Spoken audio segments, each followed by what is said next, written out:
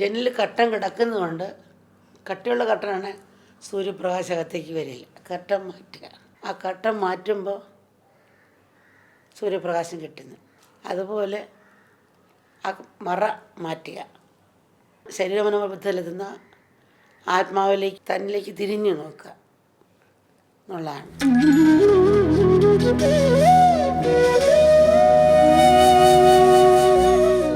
ഗുരുപൂർണിമ എന്ന് പറയുമ്പോൾ ഗുരുവിനെ പൂർണ്ണചന്ദ്രനോടാണ് ഉപമിക്കുന്നത്. പൂർണ്ണചന്ദ്രൻ്റെ പ്രകാശം ഉണർന്നിരിക്കുന്നവർക്ക് നന്മയെ ചെയ്യുന്ന പ്രകാശമാണ്. പൂർണ്ണചന്ദ്രനെ കേൾക്കുമ്പോൾ ആളെ അറിയാതൊരു ആഹ്ലാദം മനസ്സിനൊക്കെ തോന്നും. നമ്മളറിയാതെ നോക്കിയിരിക്കും, അവരാസ്വദിക്കും, എല്ലാം മറന്നില്ലപ്പോൾ നൃത്തം ചെയ്തെന്ന് വരും. കാരണം ഒരു രാത്രിയിൽ ഒരു പ്രകാശം കാണുക എന്ന് വെച്ചാൽ ഒരു ദാഹിച്ചതിന് വെള്ളം കിട്ടുന്ന പോലുള്ള ഒരു ആശ്വാസം തോന്നും. പൂർണ്ണചന്ദ്ര സമയത്ത് ഈ ഭൂമിയിലെ വെള്ളം വരെ പൊങ്ങുമെന്നാണ് ഏറ്റവും എന്ന് പറയും. കാന്തം പോലൊരു ആകർഷണം നമ്മുടെ മനസ്സിനെ ഒത്തിരിക്കുന്നതാണ്. ഭൗതികമായി പറയുമ്പോൾ വേറെ കാഴ്ചപ്പാട് പലതും ഉണ്ടായിരിക്കാം. ഒരു രീതിയിൽ പറഞ്ഞാൽ പൂനിലാവ് എല്ലാവർക്കും ഒരു ആനന്ദം കൊടുക്കുന്നതാണ്. അതുപോലെയാണ് ഗുരു. സത്യദർശിയായ ഒരു ഗുരു ലോകത്തിന് മുഴുവൻ മംഗളം വരുത്തുന്നു. ഗുരുവിന് ആർക്കും എപ്പോഴും നന്മയും ശ്രേയസ്സും മാത്രമേ ഉണ്ടാവൂ. സൂര്യൻ ഉദിക്കുമ്പോൾ അന്ധകാരം മാറുന്നു.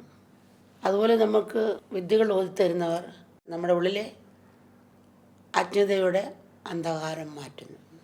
ഇന്ന് എല്ലാ വിദ്യകളും ശ്രേഷ്ഠമായൊരു വിദ്യയുണ്ട്, അതാണ് ആധ്യാത്മികവിദ്യ. വിദ്യകളിൽ ആധ്യാത്മികവിദ്യയാണ് ഞാനെന്ന് ഗീതയിൽ ഭഗവാൻ പറയുന്നുണ്ട്. ഇപ്പോൾ ലോകവുമായി ബന്ധപ്പെട്ട അറിവെല്ലാം ദ്വന്ദ്വത്തിലുള്ള അറിവാണ്. എന്നാൽ തന്നിൽ താനായി വിളങ്ങുന്ന സത്യത്തെക്കുറിച്ചുള്ള വിദ്യയാണ് ആധ്യാത്മികവിദ്യ. അദ്വൈതമായ അറിവിലേക്ക് നമ്മൾ നയിക്കുന്ന ആളാണ് സദ്ഗുരു. സദ്ഗുരുവിനുള്ള ആദരവും ആരാധനയും എന്നും ശിഷ്യന് ഉണ്ടായിരിക്കേണ്ടതാണ്. എങ്കിലും വേദവ്യാസ മഹർഷിയുടെ ജന്മദിനം അതിനുള്ള പ്രത്യേക ദിനമായി ഗുരുപൂർണിമയായി നമ്മൾ കൊണ്ടാടുന്നു. ഈശ്വരനും ഗുരുവും എല്ലാവരുടെയും ഉള്ളിൽ ഉണ്ടല്ലോ. അപ്പം ബാഹ്യമായ ഗുരുവിൻ്റെ ആവശ്യം എന്തെന്ന് ചോദിക്കാറുണ്ട്. ഈശ്വരനും ഗുരുവും നമ്മുടെ ഉള്ളിലുണ്ടെങ്കിലും ആ സാന്നിധ്യത്തെ ഉൾക്കൊള്ളാൻ കഴിയുന്ന തരത്തിലെല്ലാം നമ്മളിപ്പോൾ നമ്മൾ ബഹിർമുഖമാണ്. ഉള്ളിലെ ഗുരു ഉണർന്നില്ല. ഉള്ളിലെ ഗുരു ഉണരുന്നത് വരെ ഒരു സാധകന് ബാഹ്യഗുരുവിൻ്റെ മാർഗദർശനം തീർത്തും ആവശ്യമാണ്. ഇപ്പോൾ താൻ ശരീരമാണെന്ന ബോധത്തിലാണ് ശിഷ്യനുള്ളത്. എന്നാൽ താൻ ആത്മാവാണെന്ന ബോധത്തിലേക്ക് ഉണരാനും അവൻ ആഗ്രഹിക്കുന്നു. അങ്ങനെയുള്ള ശിഷ്യൻ്റെ ഉള്ളിലെ അജ്ഞാനാന്ധകാരത്തെ മാറ്റുന്ന ആളാണ് സദ്ഗുരു. തെളിഞ്ഞു കത്തുന്ന ഒരു വിളക്ക് പോലെയാണ് ഗുരു. ശിഷ്യനിലെ അന്ധകാരം മാറണമെങ്കിൽ അവൻ്റെ ഉള്ളിലും വിളക്ക് കൊളുത്തേണ്ടതുണ്ട്.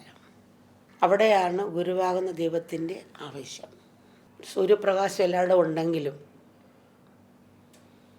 നമ്മുടെ വീട്ടിലെ അടുക്കളയിൽ വിളക്ക് കത്തിക്കണമെങ്കിൽ, അടുപ്പ് കത്തിക്കണമെങ്കിൽ ഒരു തീപ്പെട്ടിയുടെ ആവശ്യമുണ്ടല്ലേ, ഒരു മെഴുകുതിരിയുടെ ആവശ്യമുണ്ടല്ലോ. പിന്നെ ഇപ്പം പറയും ഇപ്പം ഗ്യാസ് അടുപ്പാണ്, തീപ്പെട്ടിയുടെ ആവശ്യമില്ല എന്ന് പറയും. പക്ഷെ അതിനകത്തൊരു കത്താനുള്ള തീപ്പൊരിയുണ്ട്, അതുകൊണ്ടാണ് കത്തുന്നത്. അത് അല്ലെങ്കിൽ തന്നെ അത് ഓൺ ചെയ്യാനൊരാൾ വേണമല്ലോ. ജനലിൽ കർട്ടൻ കിടക്കുന്നതുകൊണ്ട് കട്ടിയുള്ള കർട്ടനാണ് സൂര്യപ്രകാശകത്തേക്ക് വരില്ല. കർട്ടൻ മാറ്റുക. ആ കർട്ടൻ മാറ്റുമ്പോൾ സൂര്യപ്രകാശം കിട്ടുന്നു. അതുപോലെ ആ മറ മാറ്റുക.